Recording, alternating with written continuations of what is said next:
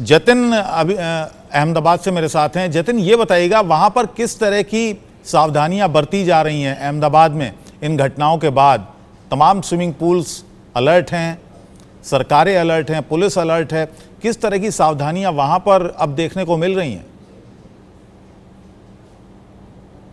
जी देखिए, बिल्कुल आपको बता दूं कि जिस तरह से जो घटना घटित हुई उसके बाद जो है लगातार, उसके पहले भी जो अगर बात करें, जिस तरह मैंने बताया, कॉरपोरेशन के द्वारा क्वार्टरली जो है वो यहाँ पर जितने भी स्विमिंग पूल है, चाहे सोसाइटी के हो, चाहे स्कूल में हो कोई, या तो चाहे पब्लिकली जो स्विमिंग पूल हो जो कि कॉरपोरेशन के द्वारा होते हैं, सभी जगहों पर क्वार्टरली जो है वो चेकिंग किए जाते हैं। जितने भी यूज़र हो, जैसे कि जो कोई स्विमिंग पूल है सोसाइटी में, तो जितने भी यूज़र होते हैं सबका रजिस्ट्रेशन होना जो है वो ज़रूरी होता है कि इतने ही, ऐसे ही नहीं कि जो सोसाइटी में इतने लोग रहते हैं तो सभी लोग उसका यूज़ कर सकते हैं, ऐसा नहीं है। लेकिन जितने भी रजिस्ट्रेशन जो है सबको कराना पड़ता है। अगर एक सोसाइटी में अगर 500 लोग रहते हैं तो 500 लोग में अगर 100 लोगों को अगर यूज़ करना है तो 100 लोगों को रजिस्ट्रेशन कराना पड़ता है सोसाइटी के द्वारा। उसका जो लाइफ गार्ड जो होता है, जो उनको पहन के ही जो स्विमिंग पूल में जो है जो उनको कूदना होता है, वो सभी के लिए अनिवार्य है। और उसका क्वार्टरली जो है कॉरपोरेशन के द्वारा और पुलिस प्रशासन के द्वारा भी जो है वो चेकिंग किया जाता है, चाहे स्कूल में हो, चाहे सोसाइटी में हो,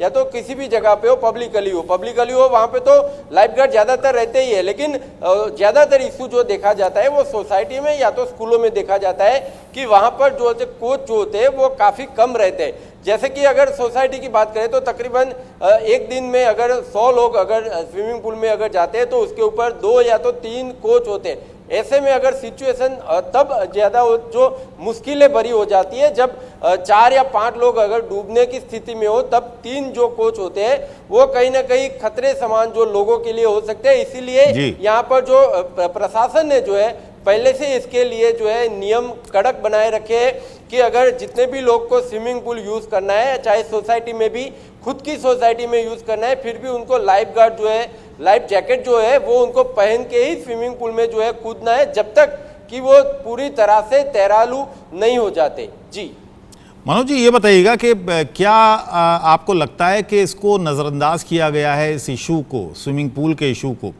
आपको याद होगा कि लिफ्ट को लेकर एक पूरा डिपार्टमेंट होता था, सरकारी डिपार्टमेंट, वो लिफ्ट की देखभाल के लिए चेक भी करता था और लाइसेंस भी इशू करता था लिफ्ट्स के लिए।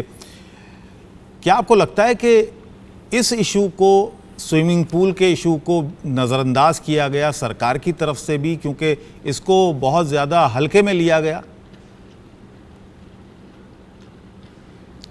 बिल्कुल वाजिब सवाल है आपका ये, और बहुत इतने संवेदनशील मामले को अगर आप कोच भी, काबिल कोच ना रखें, काबिल लाइफ गार्ड ना रखें, इक्विपमेंट्स हो ना, क्योंकि ये मैं उनकी बात कर रहा हूँ, उन स्विमिंग पूल की बात कर रहा हूँ जहाँ ये सारी चीज़ें मुहैया होनी चाहिए, जिनको लाइसेंस मिले हुए हैं, सरकारी पूल हैं, वहाँ बेसिक एमिनिटीज़ नहीं है। और तो और मुझे दिल्ली सरकार का ये कहते हुए कोई संकोच नहीं है, हालांकि एक गर्व करने वाली बात तो ये है कि 14-15 स्विमिंग पूल, 14 से 15 स्विमिंग पूल दिल्ली सरकार के चल रहे हैं, लेकिन वहाँ पर लाइफ गार्ड की अधिकृत वहाँ पर भर्ती तक नहीं हुई। और कई बार तो हमने ऐसा भी देखा कि कई चौकीदार जो हैं उनको लाइफ गार्ड का काम सौंपा हुआ है। ये 1 नहीं, 2 नहीं, 3-4 जगह ऐसा देखने को मिला है। अब एक चौकीदार जिसका काम बाहर निरीक्षण करना है, आते जाते लोगों पर नजर रखना है, उसको किसी की जान बचाने की जिम्मेदारी सौंप दी जाए। और एक आम आदमी जो अपने बच्चों को एक बहुत भविष्य का खजान सिंह बनाने के लिए या भविष्य का एक मैस बियोंडी बनाने के लिए स्विमिंग पूल में उतारता है, और उसको जब ये पता चलता है कि यहाँ जो उसकी जान बचाने के लिए जो लाइफ गार्ड है वो लाइफ गार्ड ना होकर एक चौकीदार है जो लाइफ गार्ड का काम कर रहा है, तो वाकई शर्म से आंखें झुक जाती हैं। मैं समझता हूँ सरकार को इस संवेदनशील मामले पर खास तौर पर ध्यान देना चाहिए। और दिल्ली सरकार में जो सुविधाएं हैं लेकिन वहां पर भर्तियां नहीं होती, उसको बहुत संवेदनशील तौर पर मैं कहता हूं आपको, और सिर्फ मामला डूबने का ही नहीं है, उनकी मामला पानी में काबिल कोच चुनने चाहिए। मामला पानी में डूबने का ही नहीं है, मामला और भी सुरक्षा, स्वास्थ्य की सुरक्षा, क्योंकि संक्रमण हो सकता है। किसी तरह का कोई चेक हमने नहीं देखा कि कोई संस्था हो जो सोसाइटीज़ में जाके चेक करे कि स्विमिंग पूल का जो पानी है उसकी क्वालिटी क्या है, उसमें किसी तरह का संक्रमण तो नहीं है, या किस तरह के लाइफ गार्ड वहाँ पर मौजूद हैं। सुना नहीं कभी। जी बिल्कुल सही कहा आपने। संक्रमण और ये सारी चीजें तो बहुत बाद में आती हैं, क्योंकि हर कोई वैसे पोटेशियम किसका इस्तेमाल करते हैं जब आप सबसे पहले प्रवेश करते हैं? जब पूल में हम एंटर करते हैं तो पोटेशियम में पैर, इसलिए जो बैक्टीरिया है, सॉक्स वगैरह डालते हैं, जो बैक्टीरिया है वो स्विमिंग पूल में नहीं आती, तो सेफ्टी रीजन। और स्विमिंग पूल में क्लोरीन यूज करते हैं, सारी चीज़ें हैं।